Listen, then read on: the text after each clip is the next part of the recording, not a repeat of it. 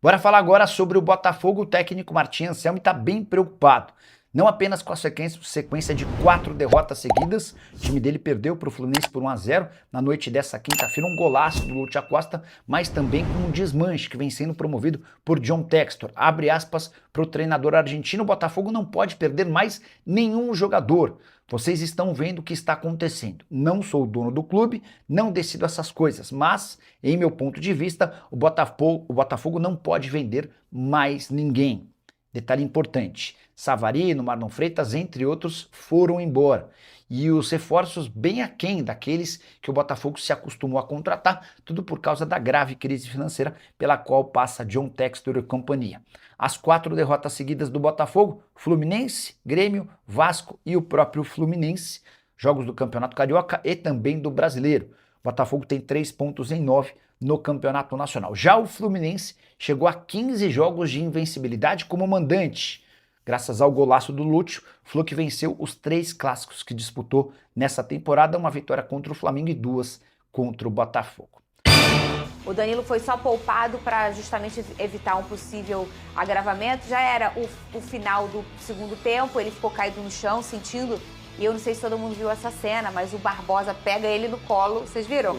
E tira ele de campo para o jogo continuar e o Danilo ser atendido. E a gente olha o Botafogo que está acontecendo aos poucos, mas já perdeu o Alan, perdeu o Santi na última partida e não tem peças no mesmo nível para substituir esses jogadores. Mas tem uma dupla ali acontecendo, que é o Montoro e o Danilo. Essa dupla que não fez uma boa partida ontem. E aí eu posso dizer um pouco por quê. Eu não sei se todo mundo concorda comigo. Mas quando o Botafogo perde o Alan, o Botafogo perde também um pouco do Danilo. Porque aí ele coloca o Jordan Barreira, que é um menino que não tem o mesmo potencial que o Alan, estou falando na parte defensiva. E aí o Danilo fica mais comprometido defensivamente, apesar de não ter se transformado ali num cabeça de área, mas acaba ficando mais comprometido defensivamente. E aí você perde aquela magia do Danilo com o Montoro. Eu acho que isso aconteceu ontem e foi logo no início do primeiro tempo, Lucas. Ele tira a liberdade do Danilo de jogar, né, Fernanda? Ontem, inclusive, no programa, você chega a falar sobre o Danilo e como é bonito ver a forma ofensiva, né? A parte ofensiva, fase ofensiva do Danilo, inclusive como ele sabe pisar na área e muitas vezes atuar até ali como um camisa 10, um camisa 9, e ontem a gente não viu esse Danilo. E ontem o Botafogo, inclusive, sentiu muito a falta do Danilo nessa parte ofensiva, infelizmente, pela saída do Alan. E a gente comentando até aqui no início do programa sobre como o Botafogo ele não pode perder mais ninguém, eu acho que é um dos pontos, inclusive, que o Botafogo tem que olhar para essa janela de transferências, a questão dessa reposição pro Alan especificamente, né? Para esse primeiro volante. Botafogo que há um ano atrás tinha o Alan e o Gregory nesse setor. E hoje... o Danilo Barbosa. E o Danilo Barbosa que ainda. era à frente do Alan. Exatamente. Então o Botafogo tinha 3 grandes jogadores e hoje o Botafogo só tem o Alan e quando perde fica ali uma brecha, né? E não apenas olhando para esse setor de volante, tá, Fernanda?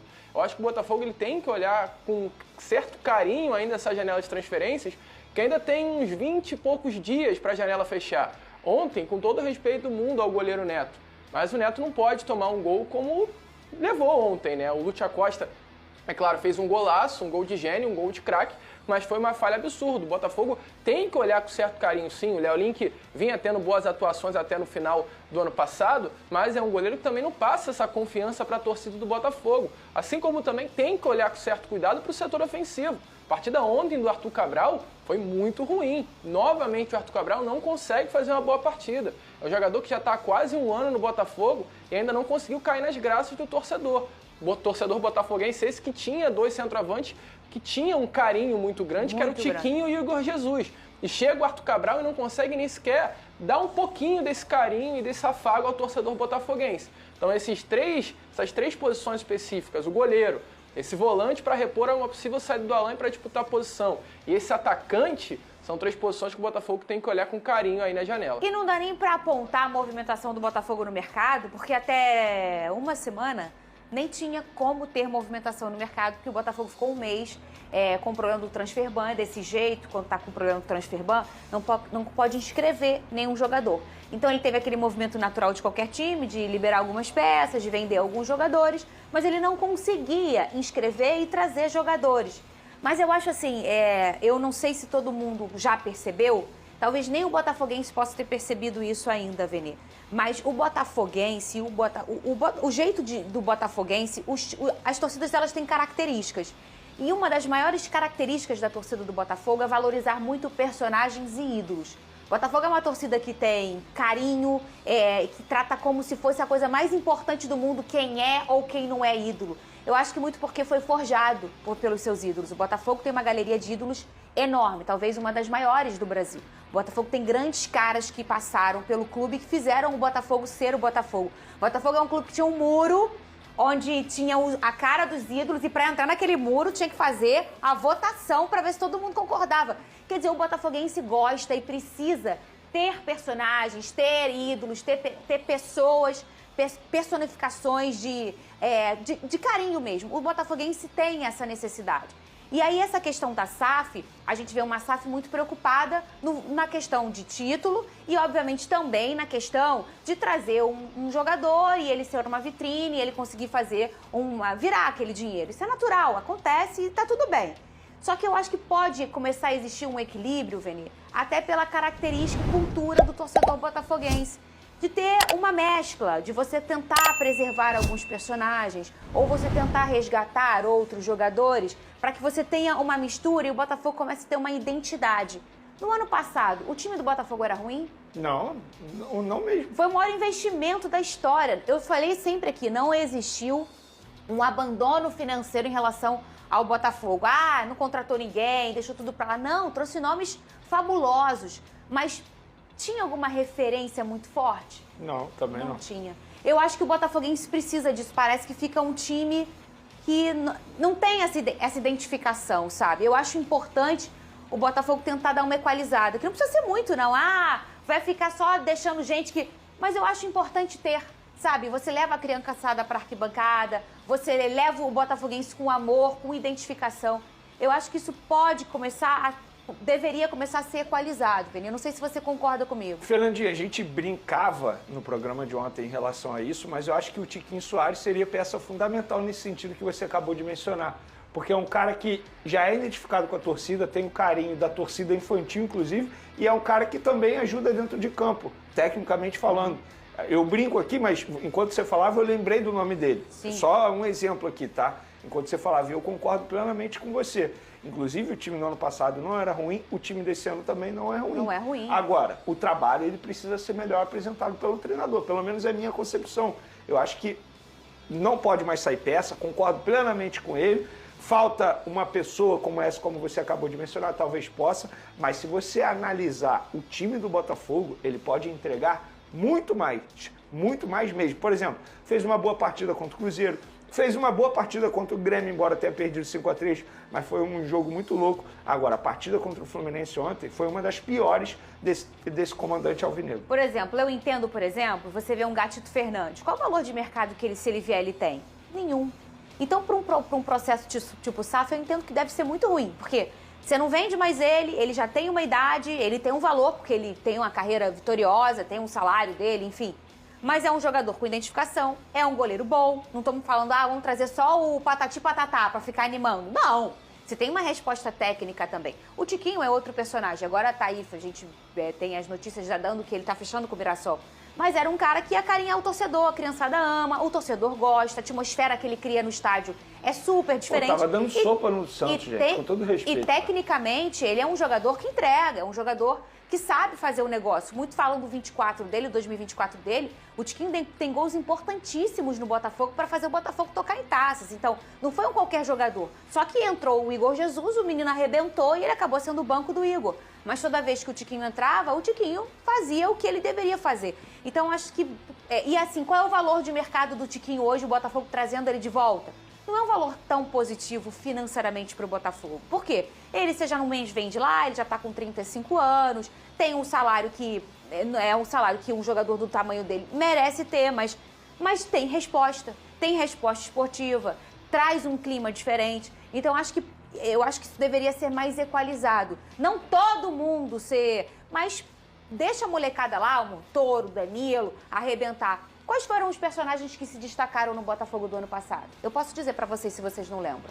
Barbosa, Alex Telles, Marçal Freitas e Cuiabano. Marlon não? O Marlon O Marlon foi uma temporada nota 8, vamos dizer. Tô falando dos caras que você olha e fala assim, caramba, eles fizeram uma diferença. Eles fizeram um gol importante. Eles foram esses caras, esses 4 caras.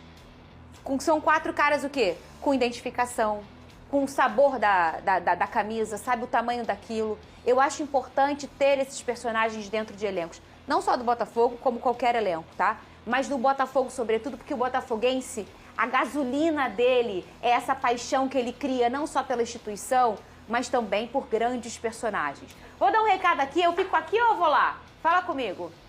Hein? Eu fico aqui, eu vou lá. Fico aqui, eu vou lá. Ah, é a tabela? Então vem, tabela.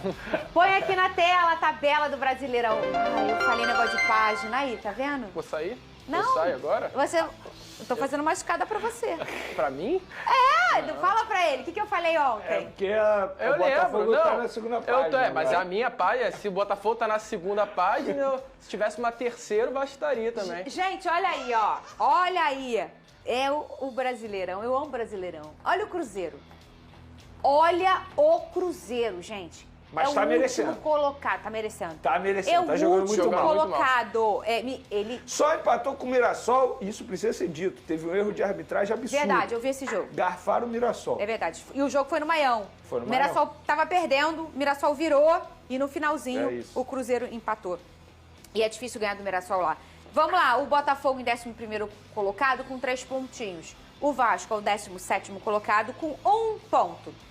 Na página de lá, o Fluminense. O Fluminense em 3º lugar com 7 pontos, aproveitando muito essa reta inicial aí de temporada, de Campeonato Brasileiro. Gente, já foram 3 jogos pra sacola, tá? Faltam só 35. Gente. Mas tem um time que pode se E o tornar Flamengo, líder ainda. 10º colocado O Atlético com 4. Paranaense tem um jogo a menos. Eles estão invictos. 2 jogos, 6 pontos. E o Atlético ainda tem um jogo a fazer. E se ganhar, teoricamente, passa o Palmeiras. O Atlético que venceu o Santos Venceu o ontem. Santos. E o Santos está ali mais uma vez na zona de rebaixamento. E o Internacional também, mais uma vez Esse ali, aí ó. não engana mais, né? Que a Sério, gente sempre Peneira? coloca ali como candidato O a Inter? título. Colocamos Esse ano, ele, a não. gente colocou ele no ano passado. É. Porque a gente percebeu que em 24 a gente achou que a chuva atrapalhou Atrapalhou. muito, né, o Internacional. Mas no ano passado. E o trabalho do brigou pra Roger não era cair. muito bom também, né? no Não, e o início. próprio presidente falava que era investimento para brigar pelo título. Porque Pois eles é. estão há muito tempo buscando o título do Campeonato Brasileiro. Mas esse ano esquece. E olha a Chape aí, que voltou para a Série A de novo, em 7º lugar, com 5 pontos. Muito bem.